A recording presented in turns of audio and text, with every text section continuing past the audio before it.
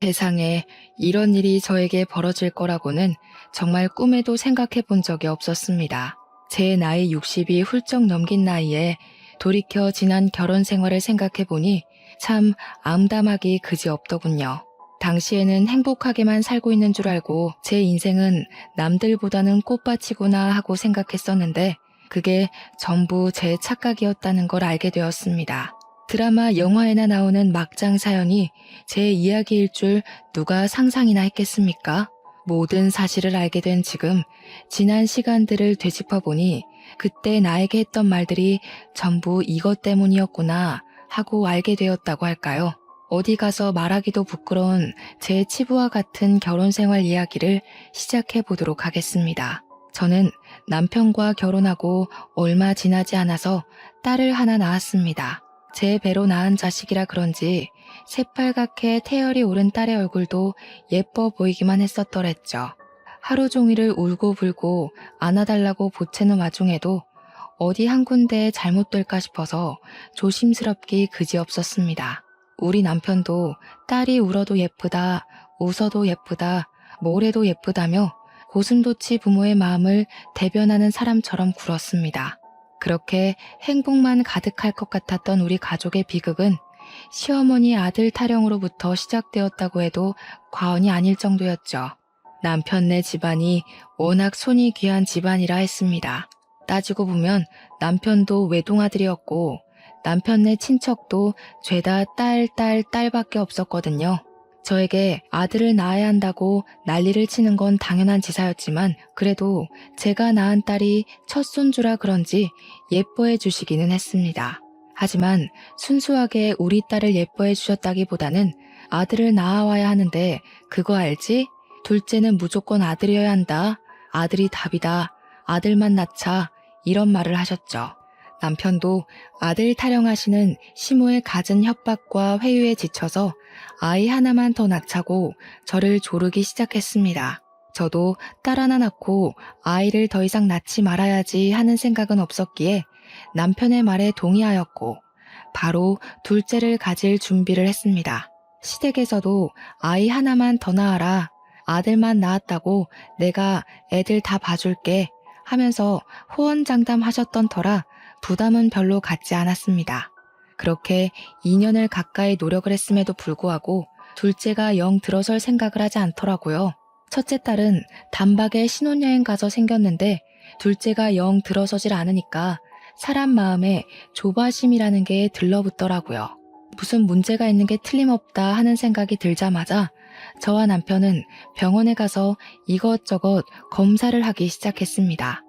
저만의 문제가 아닐 수도 있다는 생각에 남편의 손을 꼭 붙들고 산부인과에 가서 임신에 관한 검사를 받았던 거죠. 그런데 병원에서 아주 기야말 이야기를 하시더군요. 제가 다낭성 난소 증후군이라는 겁니다. 첫째 아이를 낳고 나서 발병한 것 같은데 치료를 하지 않고 오래 방치해둔 터라 증상이 심하고 무조건 수술을 해야 한다고 했습니다.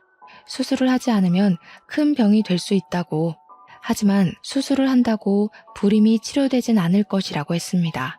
저와 남편은 말도 안 되는 소리라고 난리를 쳤죠. 첫째를 낳았는데 어떻게 불임이라는 말을 할 수 있냐고요. 그랬더니 후천적으로도 언제든지 불임은 생길 수 있는 거라며 저를 생각한다면 하루빨리 수술부터 해야 한다고 했어요.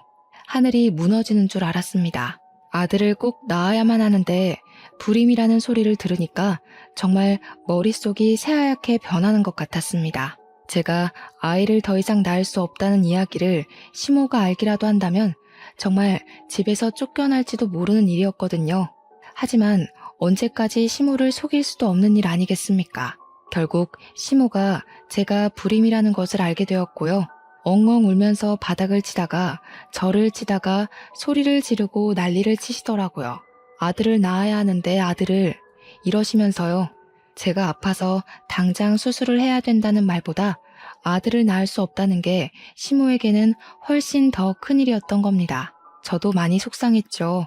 하지만 제가 아들을 낳을 수 없는 몸이라는 건 기정사실화된 일이니 제가 시모에게 대들거나 할 수 없었습니다. 그 모질고 거지 같은 시모의 천대를 제가 다 받아내야만 했습니다. 천대는 괜찮았습니다. 우리 딸은 그래도 손녀라고 은근히 챙겨주시긴 했으니까요. 남편도 저의 마음을 꽤 많이 위로해 주었고 우리 가족과 영원히 함께라면 이 정도 시련은 감수할 수 있을 거라 생각했습니다. 우리 시모가 독실한 기독교인이라 이혼은 죽어도 안 된다. 이혼하면 교회 못 나간다고 생각하시는 분이어서 그나마 쫓겨나진 않았달까요? 그러니 시모의 분노가 오로지 저에게로 꽂히긴 했지만 그래도 우리 남편, 내 딸과 함께할 수 있음에 진심으로 감사했습니다. 남편한테 밖에서 아이라도 낳으라고 하고 싶어 하시는 것 같았지만 이것 또한 기독교 교리에 어긋나는 행동이라고 하더군요. 이혼을 시킬 수도 없고 그렇다고 대를 이을 아들을 포기할 수도 없고 우리 시모는 하루하루 말라갔습니다. 남편에게 남동생이라도 있었더라면 몰라도 외동아들이니까 더 이상 아들의 씨를 이을 수 없다는 게 시모에게는 세상이 무너지는 일이라고 하더라고요. 처음에는 오롯이 제 편에 서서 아들 타령 그만하시라고 소리를 쳐주던 남편도 점점 지쳐가기 시작했습니다. 시름시름 앓으며 살이 죽죽 내리는 시모를 보면서 우리 남편은 어느 날부터 제 편을 들어주지 않았습니다. 은근히 제가 불임이 된 탓을 하기도 했죠. 그럴 때마다 우리 부부는 부부싸움을 하게 되었습니다. 시모의 아들 타령과 고된 참견에 우리 부부의 사이가 소원해지기 시작한 거죠. 시모는 저와 눈이 마주칠 때마다 아들 타령을 해댔고 저는 더 이상 아이를 가질 수 없는 몸인데도 그 타령을 하는 시모에게 스트레스를 받았고요. 우리 남편에게 매일같이 소리치고 치댔기 때문에 남편은 저로 인해 스트레스를 받기 시작했습니다. 늘 한결같을 줄 알았던 우리 사이가 점점 틀어지기 시작한 순간이었죠. 부부간의 대화도 눈에 띄게 줄다 못해 사라지게 되었고 부부로서 해야 하는 의무 정도만 이행하는 사이가 되었습니다. 저녁밥을 차린다던가 빨래를 한다던가 청소를 한다던가 그런 의무요. 나중에는 남편과 각방까지 쓰게 되었습니다. 표면적으로는 코골이 소리가 시끄러워서였지만 실상은 그게 아니었죠. 시모는 나중에 미친 사람처럼 저에게 기도에 매달리면 아이가 들어설 것이라고 저에게 기도를 강요했습니다. 이미 의학적으로 임신을 할 수 없는 몸이 되었음에도 포기하지 않고 매달리는 시모의 집착스러운 면모에 저도 너무 당황스러웠어요. 이런 이야기를 남편에게 해봐야 남편은 저에게 소리치면서 어떻게 해달라는 거야 따위의 말밖에 하지 않았습니다. 남편은 나중에 저에게 정말 힘들다며 눈물로 읍소를 했고 그 모습을 본 저는 더 이상 남편에게 방어를 요구하지 않았습니다. 남편이 힘들어하니까 저도 정말 무척이나 힘들더라고요. 그러던 와중에 남편이 5천만 원이 들어있던 우리의 적금을 일방적으로 해지한 것을 알게 되었고 저는 그 일로 크게 분노했습니다. 우리 딸아이가 대학을 가거나 혹은 우리가 어떤 큰 병이 생길지 모르는 와중에 그 돈을 깨서 어디다 썼냐고 화를 냈죠. 남편은 시댁에 돈이 필요하다 해서 주었다는 말 이외에 그 어떤 변명도 하지 않았고 저는 속이 터지는 것 같았습니다. 결국 시모에게 전화를 걸어 물어보니 돈이 좀 필요해서 썼다고 내가 내 아들의 돈도 쓸 수 없는 거냐고 저에게 화를 내시더군요. 쓸 때 쓰더라도 저와 한마디 상의 정도는 할 수 있지 않았을까요? 가뜩이나 사이도 안 좋은데 돈으로 문제가 생기니까 더 미치겠더라고요. 너무나도 화가 나서 그 이후로는 남편과 돈 관리도 각자 하기 시작했습니다. 남편을 믿을 수가 없었거든요. 그렇게 2년을 남보다 못한 사이로 지내고 있었는데 어느 날 남편이 저에게 그러더군요. 이제 시모가 어떤 이야기를 하던 원망을 하던 신경 쓰지 말고 우리 두 사람만 생각하면서 살자고요. 허튼 소리를 하거나 아들 타령을 하면 전화 끊어버리자고. 전화번호도 바꾸고 우리 두 사람만 생각하면서 살자고 했어요. 몇 년을 남보다 못한 사이로 지냈는데 갑자기 저러니까 무슨 병이라도 걸렸나 싶어서 덜컥 하더라고요. 당신 죽을 병 걸렸냐고 물어보니까 그런 거 아니라고 그냥 스트레스 받는 게 너무 싫고 그 스트레스 때문에 우리가 왜 멀어져야 하는지도 모르겠대요.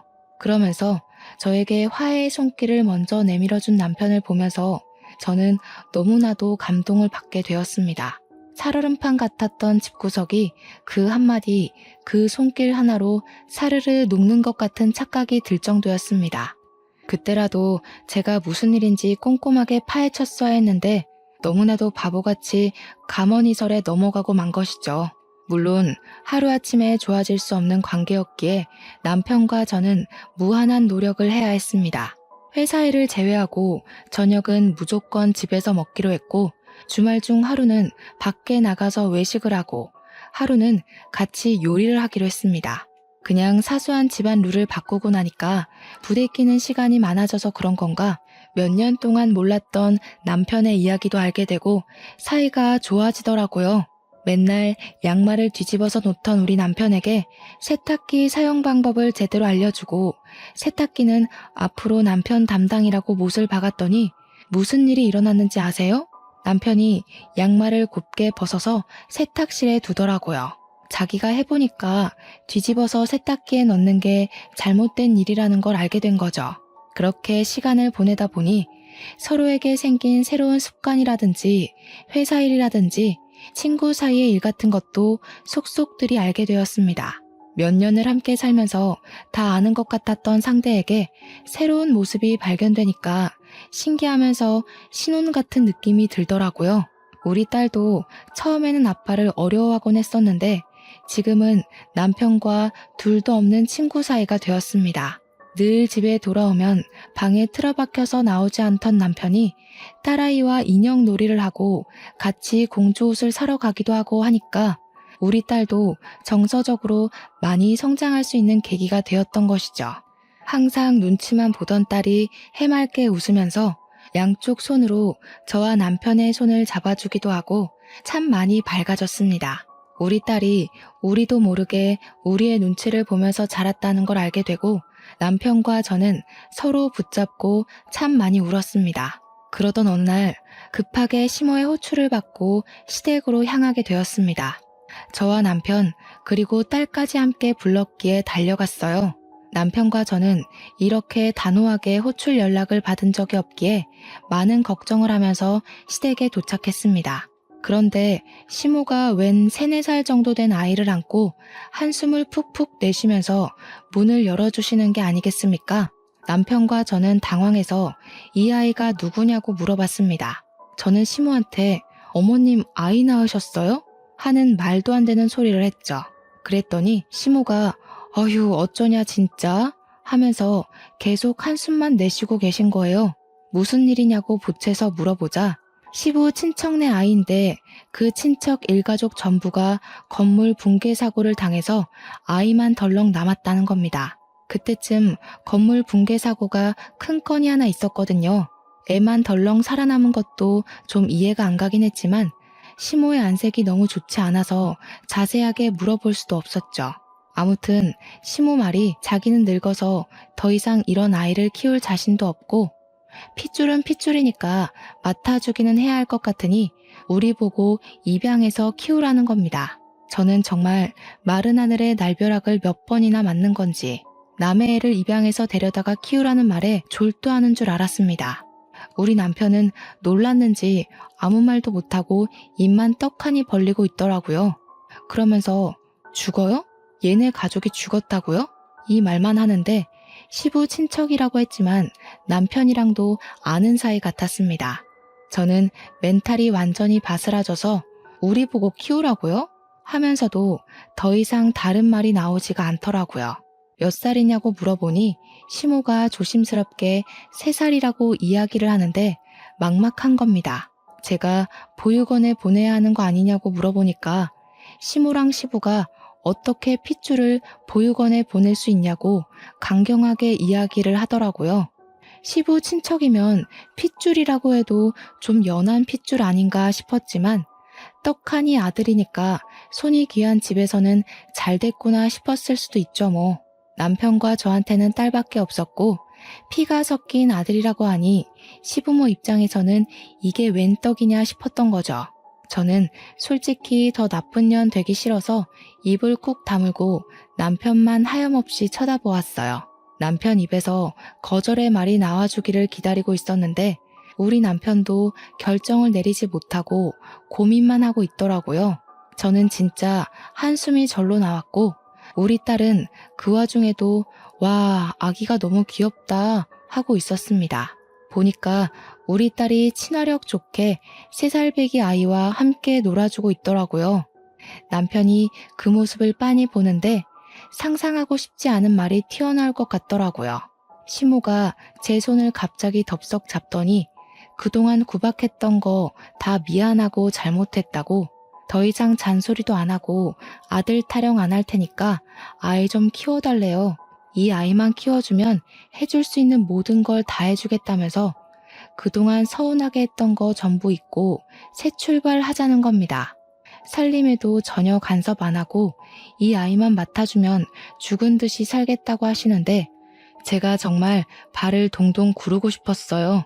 우리 시부까지도 나한테 부탁한다고 조심스럽게 이야기를 하는데 저는 남편만 보고 있었습니다. 한참을 고민하던 남편이 저를 딱 보더니 그러대요. 아이를 키우고 싶다고 하는 겁니다. 어차피 우리도 둘째를 가지려고 했으나 몸에 이상이 생겨서 아이를 갖지 못한 거 아니냐고 저를 설득하는 거예요. 우리 딸이랑도 3살 차이 나는 아들이니 나이 차이도 좋지 않겠냐고 둘이 잘 노는 거 보니까 오히려 딸한테도 좋을 것 같대요. 그렇게까지 이야기하는데 제가 더 무슨 말을 할 수 있었을까요? 자세히 보니까 시부 핏줄이라 그런지 시부의 얼굴도 보이는 것 같고 남편의 모습도 보이는 것 같고 우리 딸이랑도 잘 놀고 결국 떠안듯이 애를 데리고 집으로 돌아오게 되었습니다. 남편은 별 고민 없이 아이가 집으로 오자마자 육아용품들을 사러 가자고 했고 당장 필요한 아이의 용품을 사오게 되었습니다. 갈아입을 내복조차 없었으니 하나하나 새로 준비를 해야 했어요. 아이를 위해 쓰라며 시부가 200만 원을 보내주기도 했습니다. 그날부터는 입양 절차를 알아보기 시작했고 남편은 진짜 우리 아들처럼 잘 키워보자고 딸 하나 아들 하나 이상적인 가족 아니냐고 끝까지 저를 설득했습니다. 이미 입양 절차까지 끝냈으니 저도 결심을 했죠. 우리 딸처럼 우리 아들로 키우겠다고요. 그런데 좀 어이가 없는 상황들이 발생하기 시작했어요. 우리 딸이야말로 내 배로 낳은 우리 핏줄이고 아들은 뭐 솔직히 말하면 제 피가 섞인 건 아니니까 남의 핏줄이나 다름없잖아요.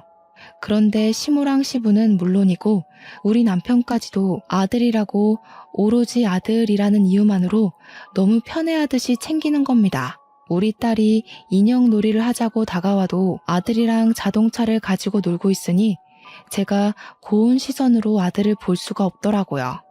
저도 참 못난 사람이죠. 이게 바로 새엄마의 고충인가 싶으면서도 그래도 우리 딸을 더 예뻐해줬으면 싶더라고요.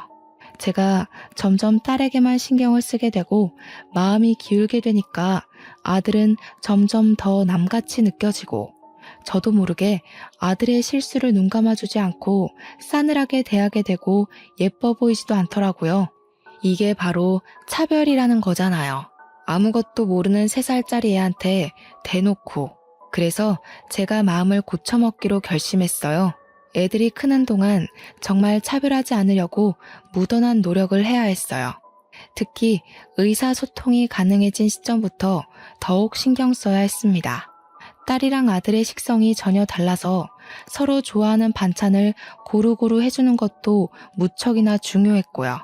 사달라는 장난감도 놀이 취향이 달라서 엇갈려도 2개를 꼭 손에 각각 들려주려고 노력했습니다. 일부러 새엄마라서 그렇지 뭐 라는 소리를 듣지 않으려고 제가 아들에게 얼마나 신경을 썼는지 몰라요. 워낙 어릴 때 입양을 해서 그런지 아들도 저에게 엄마 엄마 하면서 잘 따라다니고 저에게 애정도 주고 했고요. 그렇게 우리 아이들이 초등학생이 되고 중학생이 되고 하는 동안 우리 가족에게는 많은 일이 있었습니다. 첫째로 시부가 돌아가신 일이었습니다. 평소에도 지병이 있으셨는데 그 지병이 악화되어서 새벽에 갑작스럽게 눈을 감으신 거였어요. 장례식장에서 남편이 받은 충격이 어마어마했는지 거기다가 임종도 제대로 지키지 못했으니 더욱 마음이 아팠겠죠. 남의 가족들은 전부 시부가 그렇게 허망하게 가실 줄 몰랐던 터라 우왕좌왕했습니다. 우리 시모 또한 현실이 믿기지 않는다는 듯 그렇게 영정사진을 붙잡고 오열을 하셨어요. 우리 아들, 우리 손자놈 크는 거 보고 갔어야지 뭐 그리 급하다고 일이 빨리 갔냐고 하시는데 그 와중에 우리 딸 이야기는 없어서 서운했습니다. 두 번째로는 몇 년 뒤에 시모가 노화로 인하여 돌아가시게 된 일이었습니다. 눈을 감기 직전까지 인공호흡기를 달고 계셨는데 하염없이 저를 찾으셨다고 했어요. 저는 회사에서 일을 하다가 반차를 급하게 내고 병원으로 달려왔는데 시모가 정말 눈물을 뚝뚝 흘리시면서 쇳소리로 이야기를 하시는 겁니다. 싫었을 텐데 아이를 맡아 키워준 게 너무나도 고맙다면서 자기가 지은 죄가 많다고 다 용서해달라고 하셨어요. 그간 아들 타령하시면서 아들을 입양하기 전까지 저를 엄청나게 괴롭히시긴 하셨으니까요. 가는 길에 다 용서해주면 고맙겠다고 하시는데 그렇게 짜증나고 싫었던 시모가 죽기 전에 용서를 구하고 가니까 마음이라는 게 또 참 그렇더라고요. 가시는 길 내가 편안하게 가실 수 있게 용서를 해드려야겠다 싶었죠. 우리 시모가 끝까지 용서를 빌게 된 일에는 다른 이유도 있었어요. 죽기 직전까지 우리 딸은 쳐다도 보지 않고 아들만 챙겼기 때문이에요. 우리 딸에게는 용돈 10,000원도 쥐어줘 본 적이 없으면서 아들한테는 아들이고 또 부모이러 불쌍한 애라면서 그렇게 잘해줬거든요. 가지고 싶은 거 먹고 싶은 거 있다고 하면 아들에게 다 사다 바치고 오죽하면 우리 딸이 저한테 넌지시 물어보기도 했어요. 엄마, 동생 말고 사실은 내가 주워온 애 아니야? 이렇게요. 그때마다 너무나도 속상했지만 딸아이에게 알아들을 수 있게 설명하는 게 더 힘들었습니다. 어떻게 말해도 우리 딸이나 아들에게 상처가 될 수 있는 말이 될 게 뻔했기 때문이었죠. 그런데 본격적인 차별이 시작된 게 시부모 두 분 모두 돌아가신 다음이라고 하면 믿어지시겠습니까? 우리 딸이 고등학생이 되고 첫 중간고사 성적표를 받아왔는데 성적이 나쁘지 않더라고요.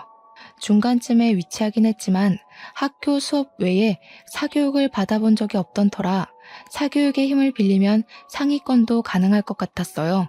그래서 저는 학원을 열심히 보내주기 시작했습니다. 누구나 똑똑하고 공부 잘하는 자식 갖길 원하잖아요. 학원만 잘 다녀도 서울에 있는 4년제 학교는 붙을 수 있을 것 같아서 열심히 공부를 시켰는데 아들이 갑자기 미술 공부를 하고 싶다고 하더군요. 그런데 미술이라는 게 예체능이라는 게 재료값이며 레슨비며 엄청나게 깨지잖아요. 그때 이미 저는 퇴직을 한 상태였고 남편 외벌이로 살고 있었는데 미술 재료값에다가 딸 학원비까지 생각을 하니까 막막하더라고요. 그래서 아들에게 미술이 왜 하고 싶은지 꼭 해야 하는 건지 물어봤습니다. 제가 그동안 보아온 실력으로 봐서는 미술에 큰 재능이 있어 보이지 않았거든요. 게다가 공부하는 담싸한 것 같은 모습을 보였기 때문에 더욱이 시키고 싶은 마음이 들지 않았습니다. 남편에게 상의를 했더니 남편이 애가 해보고 싶다고 하니까 한번 시켜보자고 하더라고요. 그래서 동네 학원을 등록해서 보내기 시작했어요. 동네 학원은 레슨비가 저렴하더라고요. 우리 형편에 비싼 학원을 보내줄 여유도 안 되고 하니까 아들도 이해해줄 거라고 믿고 있었습니다. 그런데 미술학원에서도 그저 그런 학생이었던 거예요. 특출나게 재능이 있었던 것도 아니고 취미반 정도의 실력이었던 거죠. 예고 입시반에 들어가고 싶다고 징징거리는데 실력이 안 되니까 예고는 꿈도 못 꾸는 수준이었고요. 학원에서도 아들에게 예고 입시반에 들어갈 실력이 안 된다고 말을 한 건지 아들이 이 학원 수준이 낮아서 자기 실력이 늘지 않는 거라고 하더라고요. 미술학원으로 엄청 유명하다는 학원을 알아왔다며 거기를 보내달라고 떼를 쓰기 시작하는데 학원비가 2배가 넘는 겁니다. 집에서 거리도 멀고 비싸서 못 보내준다고 했더니 아들이 그러는 거예요. 자기가 주워온 자식이라서 차별하는 거냐고요. 남편이랑 저랑 둘 다 엄청나게 당황을 한 거죠. 주워온 자식이라니 어디서 그런 소리를 듣고 하는 말이냐고 물어봤어요. 그러니까 아들이 그러더라고요. 누나가 말해줬대요. 제가 딸에게 네가 동생한테 주워온 자식이라는 이야기 했냐고 하니까 딸이 아니요? 하는데 얼굴 표정이 진짜 억울해 보이는 겁니다. 그러니까 아들이 딸한테 비아냥거리면서 와, 누나는 공부 말고 연기해야 되겠다. 연기자가 따로 없네. 이러더라고요. 남편이 아들 말만 믿고 화가 났는지 딸에게 처음으로 손찌검을 했어요.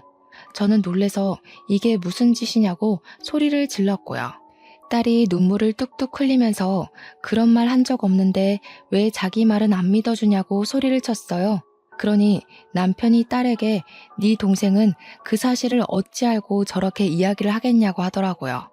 저나 남편이나 아들에게 주워온 자식이라는 말을 한 적이 없으니까 사실 딸밖에 없는 상황이긴 했어요. 그래도 딸은 아니라고 계속 소리를 치고 아들은 누나가 말했잖아 이러고 제 속이 뒤집어지는 것 같았죠. 결국 아들이 미술 학원을 옮기겠다고 난리를 치니까 남편이 딸 학원을 그만두게 하라고 하더군요. 어차피 우리 딸이 공부해봐야 거기서 거기 아니냐고 차라리 예체능 하겠다는 아들을 밀어주는 게 낫다고 했어요. 그때부터 저는 딸의 학원비를 벌기 위해서 파트타임 아르바이트를 시작했습니다. 우리 딸에게 종합학원은 못 보내줘도 취약한 과목 2개 정도는 들을 수 있게 돈을 벌기 시작한 거죠. 아들은 떵떵거리면서 미술 입시를 준비했고 결국 예고는커녕 인문계도 간당간당하게 입학을 했습니다. 제가 봐도 실력이 별로였는데 당연히 전문가들이 봤을 때는 애들 장난으로 보였겠죠. 재료값만 해도 한 달에 몇십만 원이었는데 돈을 땅에다가 버린 거나 마찬가지였어요.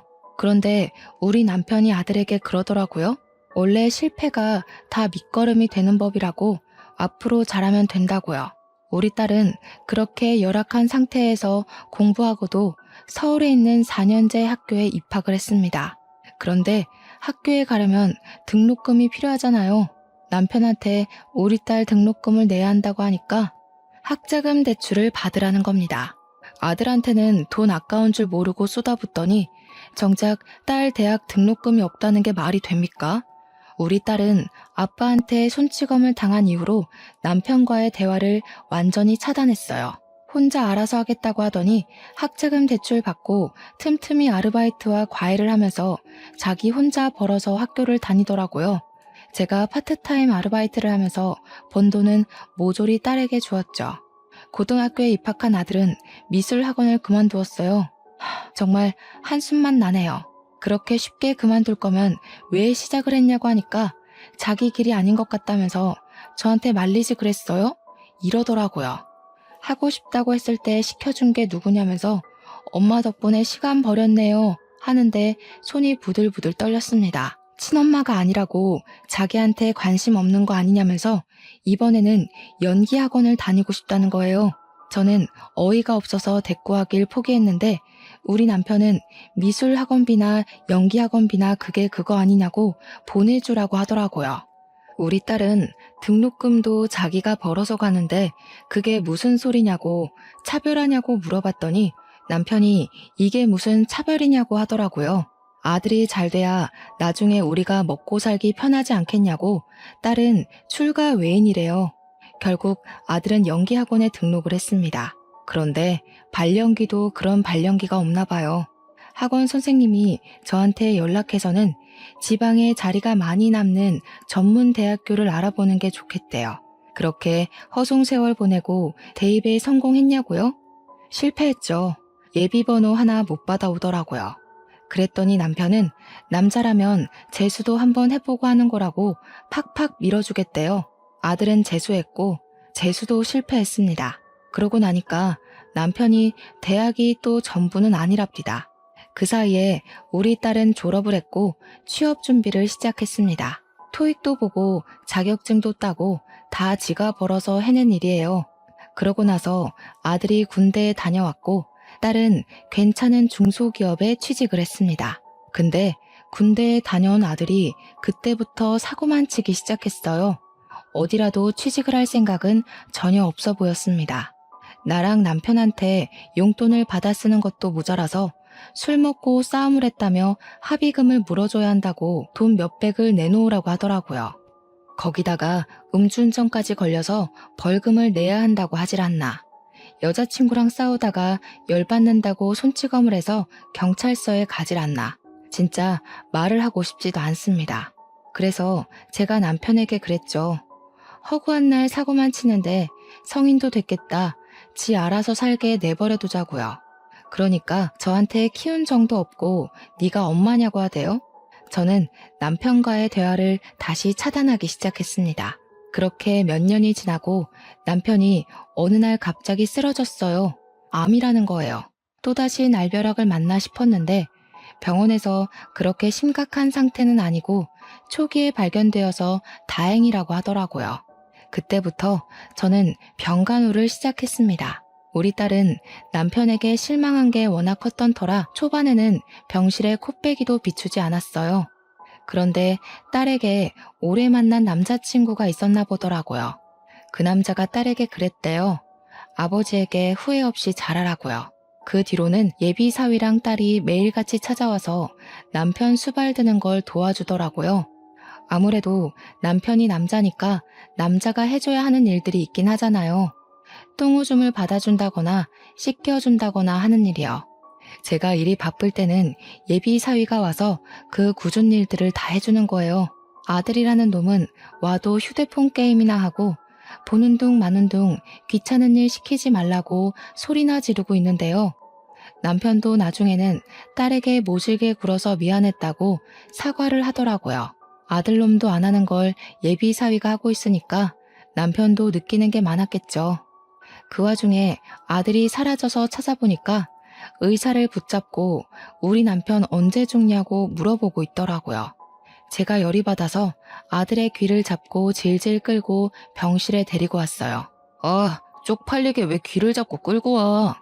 너 의사 선생님한테 무슨 짓이야? 뭐가 어쩌고 어째? 제가 일부러 남편 들으라고 아들의 만행을 까발리려고 했는데 아들이 먼저 선수를 치더라고요. 아빠, 그냥 치료할 바에는 치료 포기하는 게 속 편할 수도 있어. 아빠 재산이 얼마나 있었지? 그거 나한테 주는 거 맞지? 내가 아빠 너무 힘들어 보이길래 자식으로서 걱정돼서 하는 말이야. 이게 정신 못 차리고 무슨 짓거리야? 엄마는 날 또 너무 몰아세운다 진짜. 의사한테 들어보니까 상태 별론 것 같던데? 그래서 하는 말인데 갑자기 죽으면 재산 문제로 골치 아프니까 미리 유언장 쓰는 건 어때? 나도 아빠 자식인데 나한테 많이 물려주면 내가 엄마는 책임질게. 나 믿지? 그러니까 너무 걱정 말고 세상에 미련도 그만 가지고. 그 말에 남편은 씩씩거리면서 부들거렸어요. 무슨 말을 해야 하는지 머리가 지끈거릴 정도였습니다.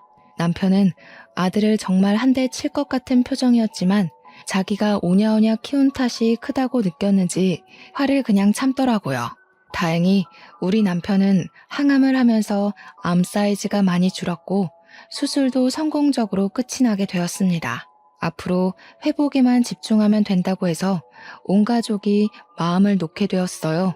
그렇게 남편이 기운을 차리게 된 시점에 우리 딸이 드디어 예비 사위와 웨딩 마치를 올리게 되었습니다. 남편의 손을 잡고 버진로드를 걸어가는 순간부터 우리 딸이 눈물을 보이더라고요. 딸의 결혼식을 마치고 신혼여행을 가 있는 동안 남편은 집에 들어오지도 않는 아들에게 실망했는지 저에게 파양을 하자고 했습니다. 그렇게 해달라는 거 다 해주고 키웠는데 아빠 언제 죽어? 유산은? 이러니까 실망이 엄청나게 컸겠죠. 남편은 더 볼 것도 없다고 파양 소송을 걸었고 그동안 경찰서 들락날락하고 합의금 물어준 게 모두 소명이 되어서 파양 신청이 되었습니다. 아들은 그 소식을 듣고 찾아와 집을 아주 난장판으로 만들었어요. 역시 좋은 새끼는 필요 없다 이거지? 아주 부모랍시고 참견할 때부터 마음에 안 들었어. 어차피 나한테 부모 같은 거 필요도 없었으니까 내가 혼자 살 수 있게 마지막으로 원룸 하나만 해줘. 저는 안 된다고 말했지만 남편은 암 보험금 타고 남은 돈의 일부를 아들에게 해주더라고요. 화도 내고 달래도 받지만 남편은 강경했고 아들 녀석은 그 돈 받아간 이후에 일절 연락도 없고 찾아오지도 않고 깜깜무소식으로 지내더군요. 그렇게 시간이 또 몇 년 지나고 우리 딸은 아이도 낳고 행복한 가정을 꾸리며 누구보다 잘 살고 있었어요. 평화롭기만 한 우리 가족에게 또 한 번 시련이 찾아왔는데 그게 바로 남편의 암이 재발을 한 것이었습니다. 재발한 암은 처음과 다르게 빠르게 전이가 되었고 결국 남편은 시한부 선고를 받게 되었습니다. 우리 딸이랑 저는 정말 너무나도 속이 상했고 그 고통스러운 항암 치료를 또 겪어야 할 남편이 불쌍했죠. 그런데 남편이 그러더라고요. 연명치료 받고 싶지 않다고. 이만큼 살았으면 됐다고요. 우리는 남편의 그 뜻을 존중하기로 했습니다. 남편은 자기가 받는 연금 통장이랑 암 진단 보험금에 사망 보험금까지 합치면 먹고 사는데 큰 문제는 없을 거라고 했어요. 사람이 죽을 때 되면 변한다더니 왜 저러나 싶었습니다. 그렇게 3개월 동안 많은 추억을 쌓으려고 노력했고 우리 남편은 고통을 참으며 눈을 감았습니다. 저는 연락하지 않았지만 우리 딸이 어떻게 아들에게 연락을 했더라고요. 아버지 돌아가셨다고요. 장례식장에 찾아오라고 주소까지 적어줬다는데 3일장 내내 얼굴 한 번 안 비추더라고요. 파양하길 참 잘했다 싶었습니다. 남편이 남긴 집이며 보험금, 연금을 죄다 확인하니까 돈이 꽤 되더라고요. 딸에게 좀 주겠다고 했더니 저한테 노후 자금으로 쓰라고 양보를 했어요. 사위가 변호사라 자기네 돈 궁하지 않다고 하면서요. 저는 집을 팔아치우려고 했는데 그 집이 남편과 평생을 함께한 집이라 그런지 처분하기가 쉽지 않더라고요. 그 집에서 혼자 적적하게 남편을 추억하면서 지내고 있었습니다. 한 1년쯤 지났을까요? 제가 혼자 적적하게 지내는 걸 알고 있는 딸이랑 사위가 집에 자주 놀러와서 저녁을 먹곤 했었어요. 그날도 어김없이 손주들이랑 딸이랑 사위가 놀러와서 같이 저녁을 해먹고 있었는데 누가 집으로 찾아왔더라고요. 누구세요? 하고 문을 열었는데 아들놈이 떡하니 있는 겁니다. 진짜 아빠 죽었어? 누가 네 아빠야? 이 배은망덕한 놈. 은혜도 모르는 놈아. 진즉 파양을 했어야 했는데. 그러니 아들이 코웃음을 치면서 저한테 그러더라고요. 지금 장례식장에 안 왔다고 이러는 거야? 사정이 있었어. 누나도 있었네. 나도 배고프니까 밥 좀 줘. 교도소 밥이 영 맛대가리가 없어서 살 빠진 것 같아. 교도소에 다녀왔다고? 몰랐어? 관심 너무 없는 거 아니야? 뭐 아빠가 준 돈 도박으로 날려먹고 한탕 크게 치려고 사기 한 번 쳤는데 재수없게 걸렸어. 내가 아빠 장례식장에 안 간 게 아니라 못 간 거야. 교도소에서 파양된 놈이라고 안 보내주던데? 진짜 온몸이 휘청거리는 느낌이었습니다. 저걸 자랑이라고 말을 하는 건지 정말 사이코패스 같았어요. 나도 아빠 유산 받을 자격 있는 거 알지? 돈 좀 줘. 돈 없어서 굶어 죽을 지경이야. 딸이고 사이고 할 거 없이 너무 어이가 없어서 아들놈한테 무슨 개소리를 하는 거냐고 난리를 쳤습니다. 이미 파양당해서 아무런 권리도 자격도 없는 놈이 여기가 어디라고 찾아오냐고 딸이 고래고래 소리를 치니까 아들이 그러는 겁니다. 뭐야, 아직도 모르고 있어? 나 아빠 친자식이야. 표정들 보니까 진짜 몰랐나 보네. 나 아빠가 밖에서 나온 자식이잖아. 와, 대단들 하다. 할머니도 아빠도 끝까지 말 안 해주고 죽은 거야? 제가 손을 벌벌 떨면서 무슨 말도 안 되는 소리를 하고 있냐고 하니까 지갑에서 꼬깃꼬깃한 종이를 펼쳐서 보여주는데 친자 확인서더라고요.